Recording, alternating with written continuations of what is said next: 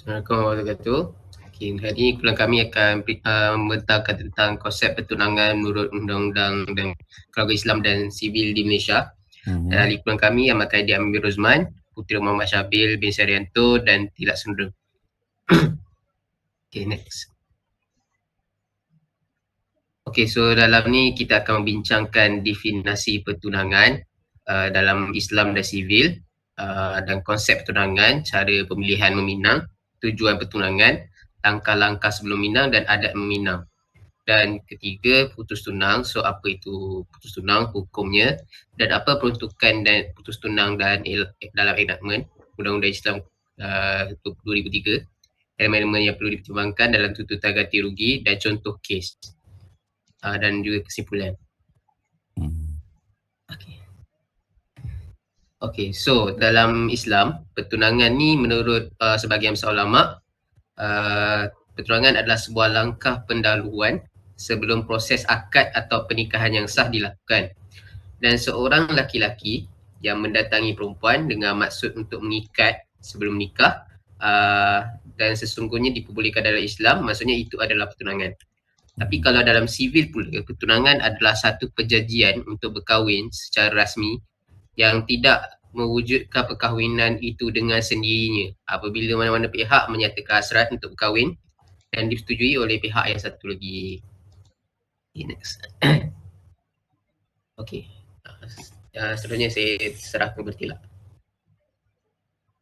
Bagi semua, saya akan membentangkan konsep pertunangan secara terperinci. Pertama sekali adalah pasal pemilihan meminang. Meminang bermaksud pihak lelaki atau wakilnya menyuarakan hasratnya untuk mengahwini seseorang wanita. Peminangan dalam Islam adalah merupakan satu proses untuk mencari dan mendapat persetujuan seseorang wanita untuk dikahwini. Seseorang wanita berhak menerima pinangan jika dia bersetuju. Jika peminangan ditolak, maka pihak lelaki hendaklah bersedia mencari calon lain.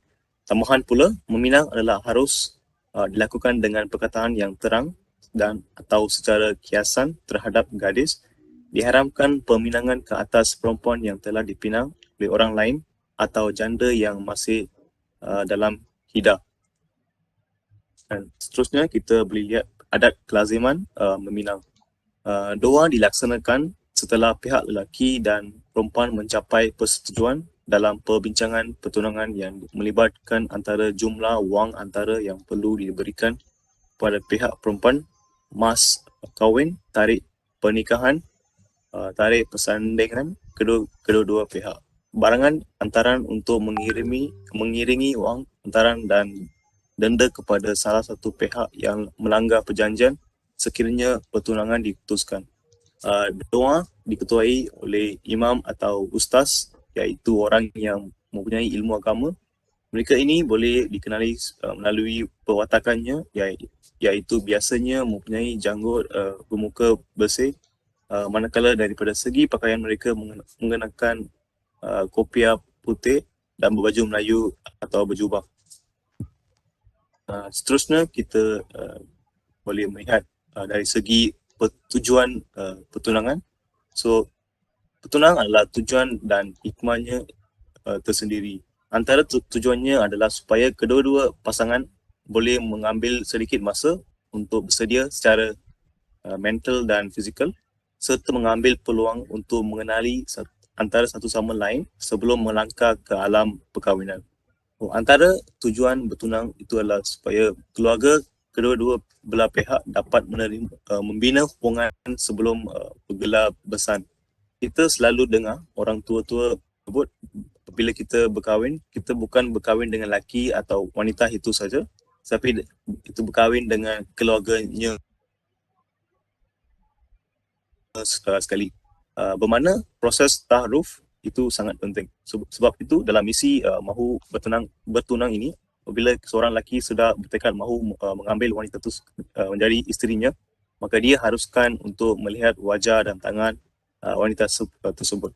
Dalam hal ni tiada istilah malu-malu atau Semua itu tujuannya adalah untuk supaya si lelaki beroleh momentum tersendiri untuk menuju perkahwinan.